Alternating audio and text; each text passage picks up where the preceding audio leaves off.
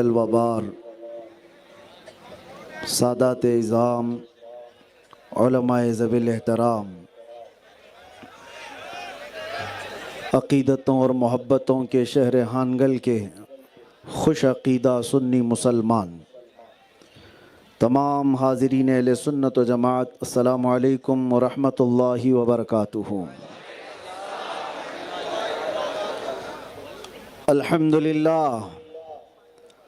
الحمدللہ الحنان المنان الذي خلق الانسان وعلمه البيان والصلاة والسلام على رسوله سید الانس والجان وعلى آلہ واصحابہ ذوی الخیر والاحسان، اما بعد فاعوذ باللہ من الشیطان الرجیم، بسم اللہ الرحمن الرحیم۔ النبی اولا بالمؤمنین من انفسہم، قال اللہ تعالی فی مقام آخر، اللہ ورسولہ احق ان یرضوہ، وقال اللہ تعالی وَلِلَّهِ الْعِزَّةُ وَلِرَسُولِهِ وَلِلْمُؤْمِنِينَ وَلَكِنَّ الْمُنَافِقِينَ لَا يَعْلَمُونَ۔ صدق اللہ مولانا العظیم۔ بارگاہ رسالت مآب صلی اللہ تعالیٰ علیہ وسلم میں ایک بار درود پاک کا ہدیہ پیش کریں۔ اللہم صلی علی سیدنا محمد معدن الجود والکرم وآلہ واصحابہ الکرام وابنہ الکریم وبارک وسلم صلاة دائمة سرمدا ابدا۔ پھر کے گلی گلی تباہ ٹھوکریں سب کی کھائی کیوں، دل کو جو عقل دے خدا تیری گلی سے جائے کیوں، جان ہے عشق مصطفیٰ روز فزوں کرے خدا، جس کو ہو درد کا مزہ ناز دوا اٹھائے کیوں۔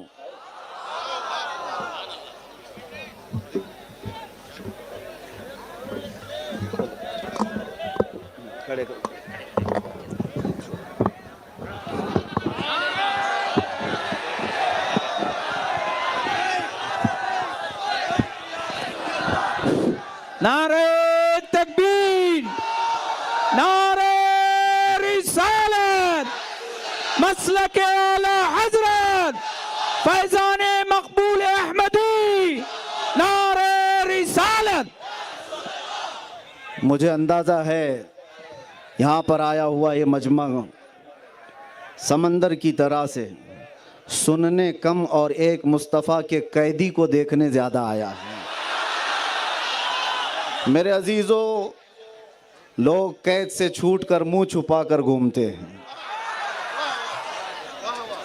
ظاہر سی بات ہے، چوری کر کے جائے گا واپس آئے گا تو کیا منہ دکھائے گا، لیکن مصطفیٰ کا قیدی ایسا ہے، ہر ہزاروں مجمع میں خوش عقیدوں کے ساتھ گھومتا ہے۔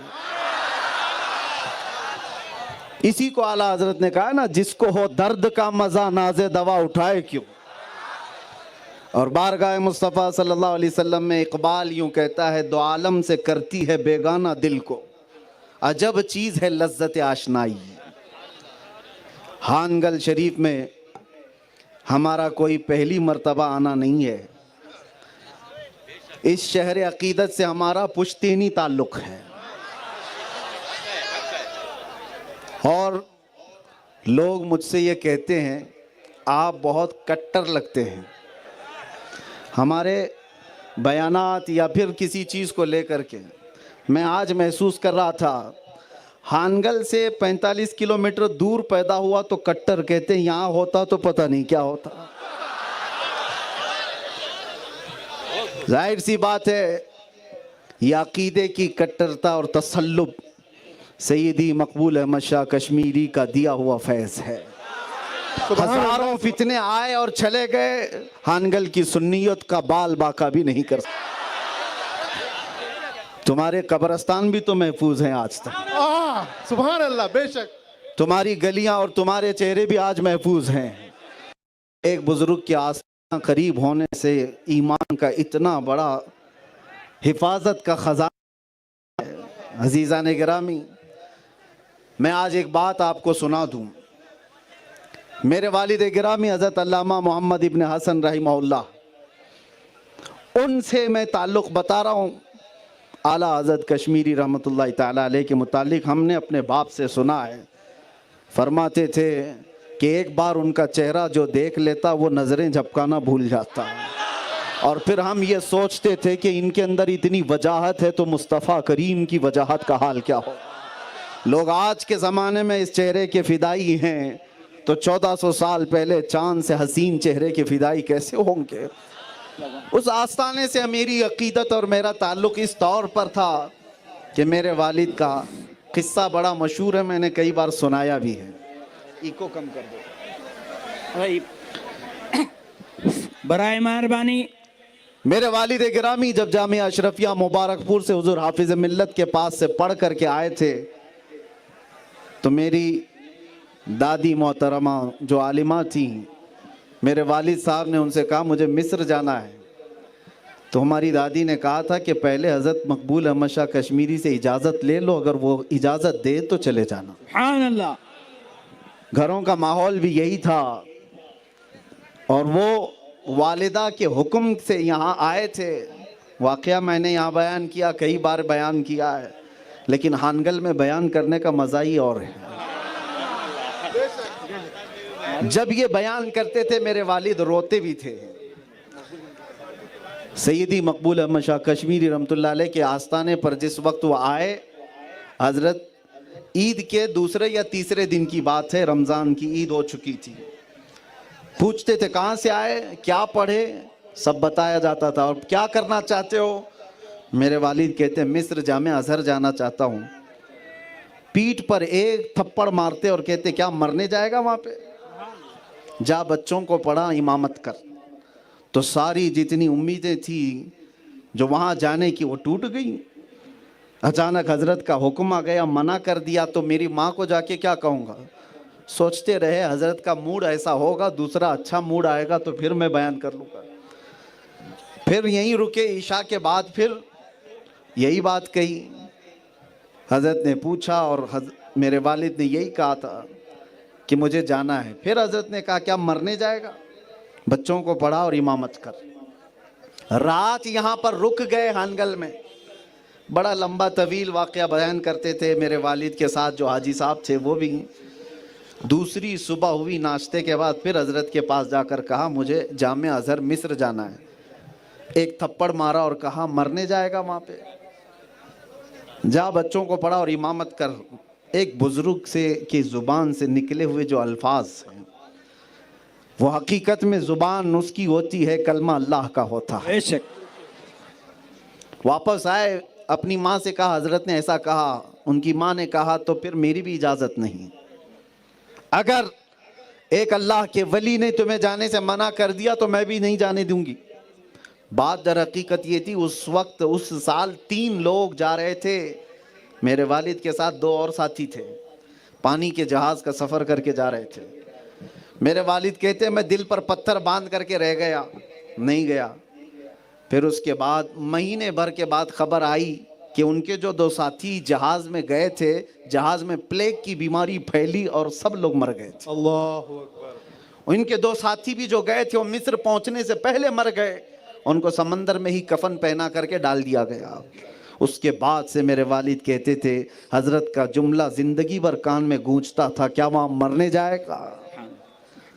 حادثوں سے بچانے کی یہ کرامت ہم نے اپنی آنکھوں سے دیکھا نہیں, لیکن اپنے باپ سے سنا ضرور ہے. بات میں اس لیے چھیڑا, میری عقیدت اور میرا تعلق اس آستانے سے اس لیے بھی ہے, ہمارا پشتینی تعلق ہے. میرے بڑے بھائی حضرت علامہ مفتی زبیر صاحب وہ بھی جامعہ ازہر جانا چاہ رہے تھے اور بنکاپور میں پڑھاتے تھے. بڑا جلوس یہاں سے نکلا تھا, وہ جا رہے تھے. ممبئی گئے تو اس وقت بھی کچھ حادثہ ہوا تو وہ جا نہ سکے.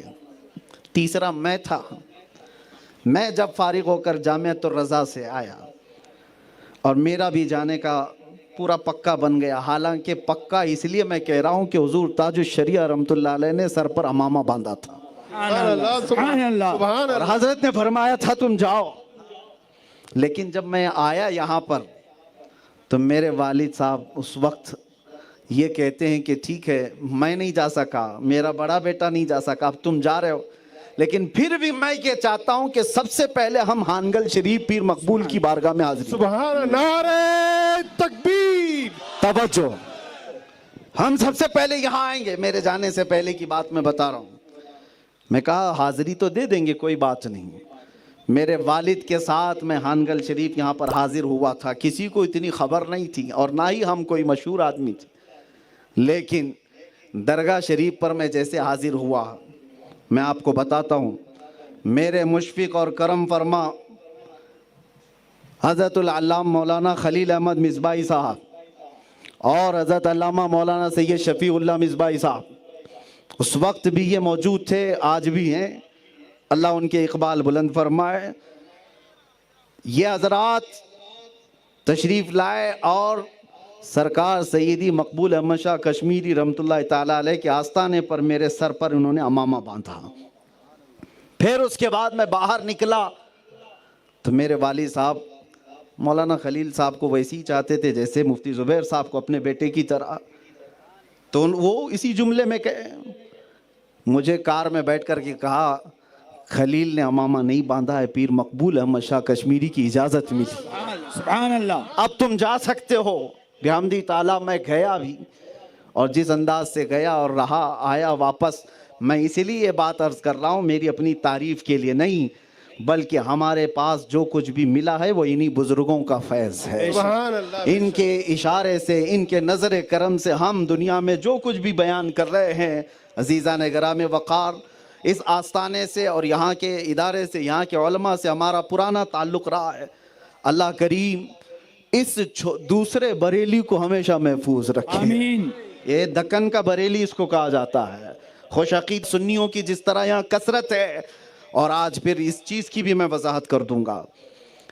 جب اس طرح کے اتنے عظیم قطب کی بارگاہ میں ہم رہ رہے ہیں, اور ناموس رسالت کا مسئلہ ہے جس کو اٹھا کر کے میں دنیا بھر چلتا رہوں گا, اس لیے کہ میری پہچان ہی ہے.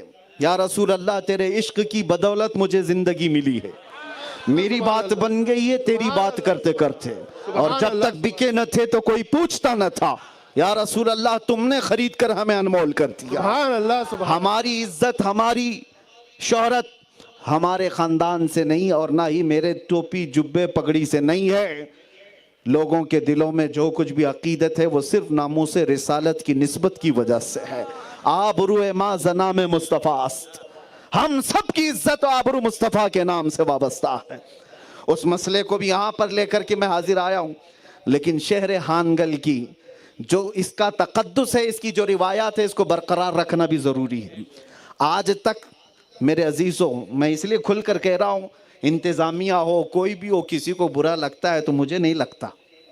جو بات بولنا ہے وہ میں عرض کرتا ہوں, اس کے تقدس کو برقرار رکھنا ضروری ہے.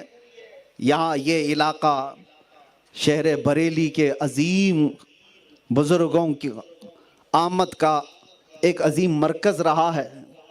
قائد ملت کا, گلزار ملت کا, غیاث ملت کا, ان کی دہاڑتی ہوئی آوازیں ہانگل کی در و دیوار کو آج بھی مہکاتی ہیں اور مہکاتی رہیں گی.